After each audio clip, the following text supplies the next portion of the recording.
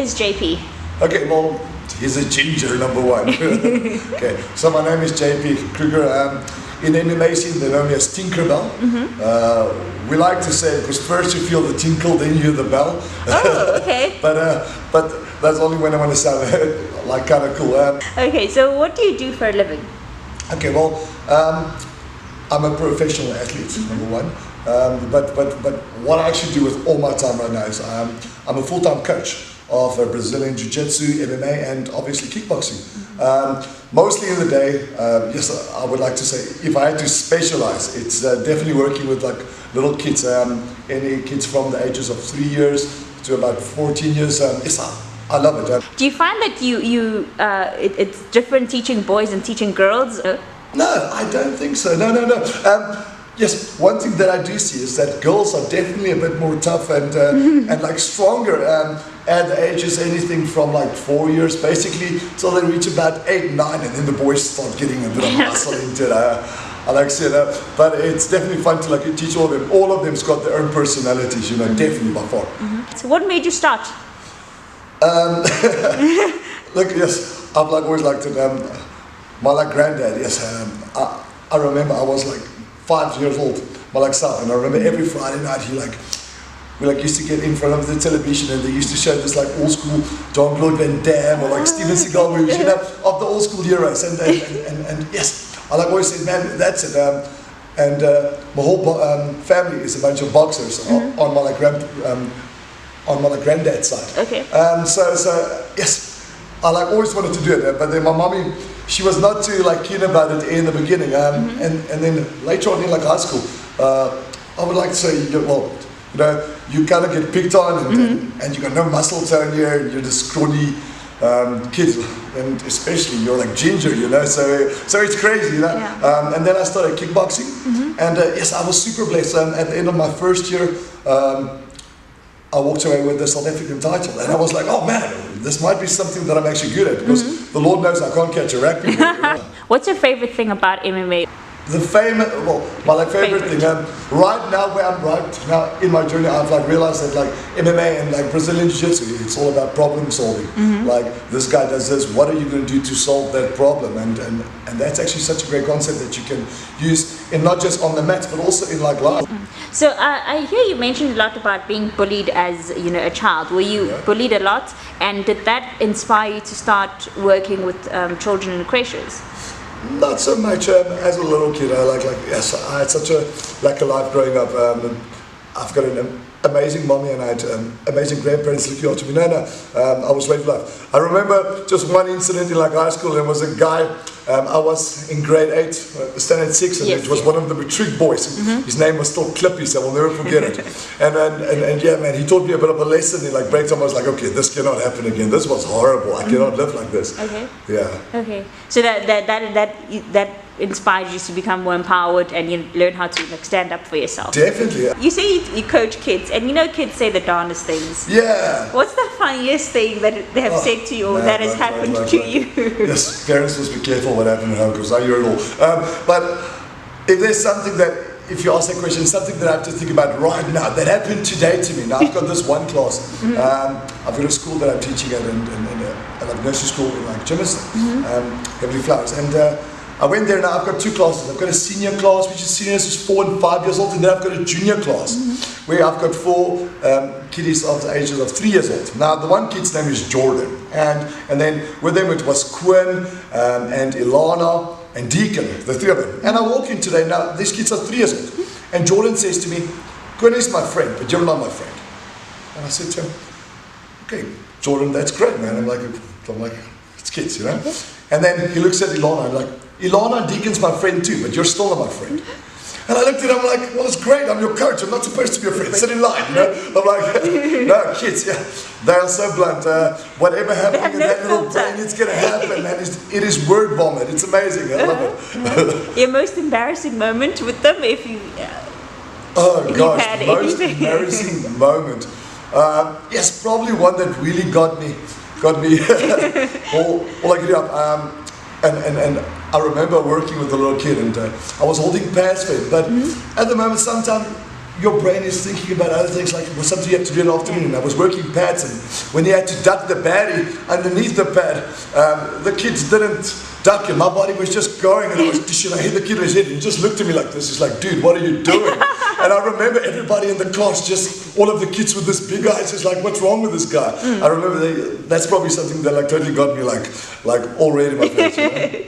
All right. Is there an optimum age to start? Because I know you said you work with 3-year-olds, but is there, as soon as... I think the best age to start, like when we work at the academy, look, when I teach at the nursery schools, we usually start from the ages of 3 years old, because it is much smaller groups. Like I said, in that class for the 3-year-olds, there was 4 kids, you know, you can definitely work with that. But at the academies, this is like the ocean, man, and they're a bunch of sharks, you know. So the classes, it is going to be a little bit bigger. So we only start them all from 5 years old at the academy. I think the best way, I wish I could have started at 5 learning all of this. It's amazing. What do you want them to take away from your class? Confidence. Confidence. Definitely confidence. At the end of the day, I'm not silly. I know that less than 1% of all the kids and all of the people that I teach is actually going to turn to be a professional athlete. So most of them want to become doctors, and they want to become anything that they like dream of. But definitely confidence. At the end of the day, we like teach bully-proof, MMA, kickboxing, bully-proof. And now, what is it to be bully-proof? It is not teaching a guy to fight, because then you're just creating another bully. That's got nothing to do with fight. I know kickboxing instructors or MMA instructors that get bullied. I know of MMA instructors that are bullies. You understand what I'm saying? So it's got nothing to do with fighting. But have you ever seen a confident person being bullied? No. It just doesn't happen. It all light and confident. You also teach here in Springs. Yes, I do. This is my academy in Springs. We've got kids bully-proof classes. We've got MMA classes. We've got ladies fit and fab classes. Morning for the housewives. We've got privates all day long. We've got ladies coming in doing their like pad privates, and like even the like professional athletes.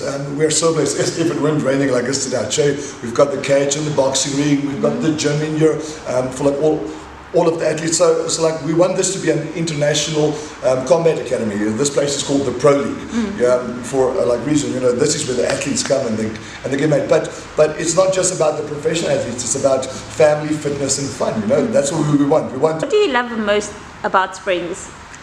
Springs is my small ball. Have you ever seen a small ball? Yes. Yeah, it's definitely, it's this little small town where everybody knows everybody, everyone loves everyone, and crazy stuff keeps happening. You know, that's Springs. I've moved here about, I think 5-6 years ago when I met my lovely wife. I was actually a like Boxburg boy in the beginning, and then I moved to Springs here. I married a Springs girl. Okay. And yes, I'm gonna die here. I'm telling you, I love this place.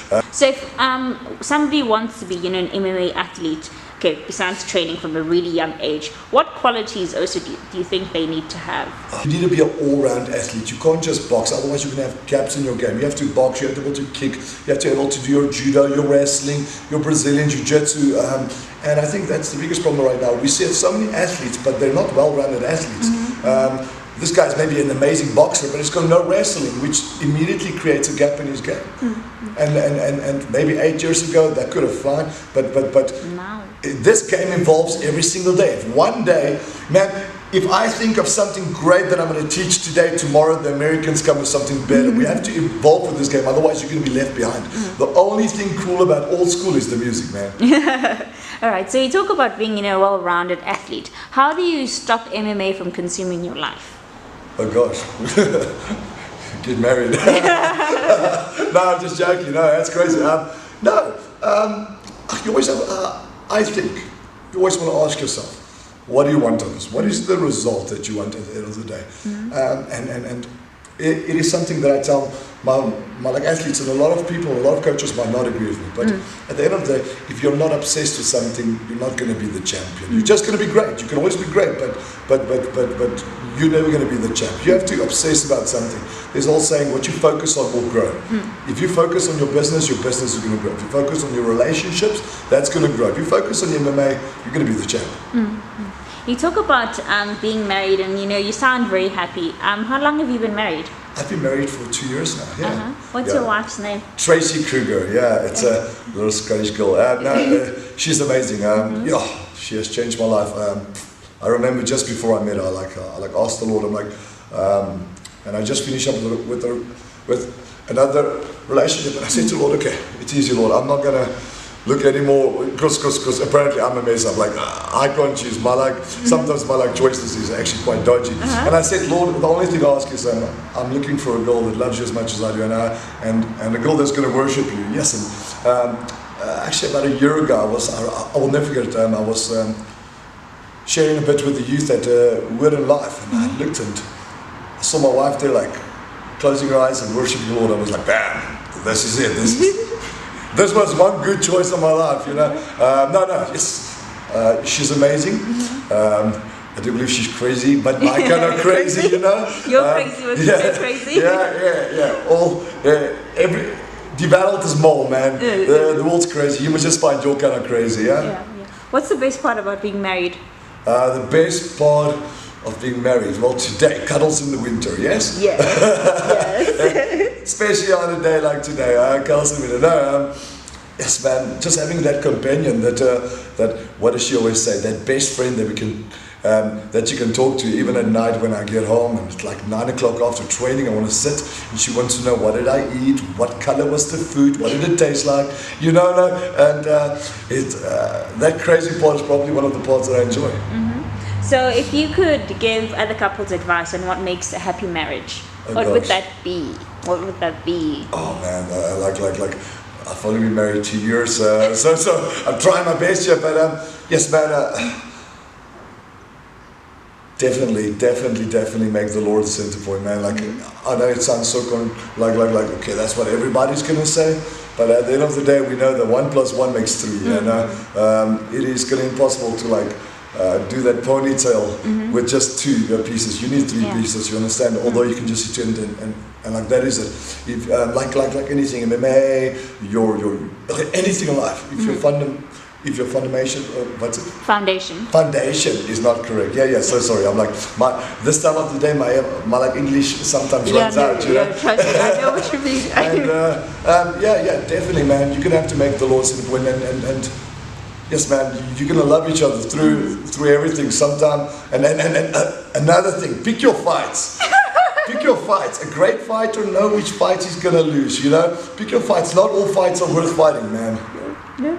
All right, so I hear that right now there's 3 of you, the Lord, you, and your wife. I hear there's a 4th member coming to join your family. In less than a week. In less than a week. If everything, if I understand the doctor, I'm not, and I don't think I'm the brightest still in the shed always, but I think it's next week Wednesday, man, and so it's here, but the baby room is painted, everything is ready. We just need the baby now. So are you ready? Yeah. I'm like so stoked. I'm so excited. Just everybody in my life, everyone that's close to me is like excited. We're like, oh, it just happened. I'm like, all my mates already told me the first 3 months, it's crazy, but it's worth it. And I'm like even excited for this. Yes, I've been teaching, especially now, ever since my wife's pregnant, I will be teaching, and we were talking about boys and girls, and they're all the same. But ever since I know that my wife's expecting a little girl, I look at little girls and I think a bit different. And I look at the qualities and like, is my little girl going to have a part of that quality in her? And yes, I like that. I hope she's got a little bit of that, you know. That's but super stoked. I can't wait. What are you looking forward to the most about fatherhood? Most? Yes, all the little fun things like teaching her, like experience together.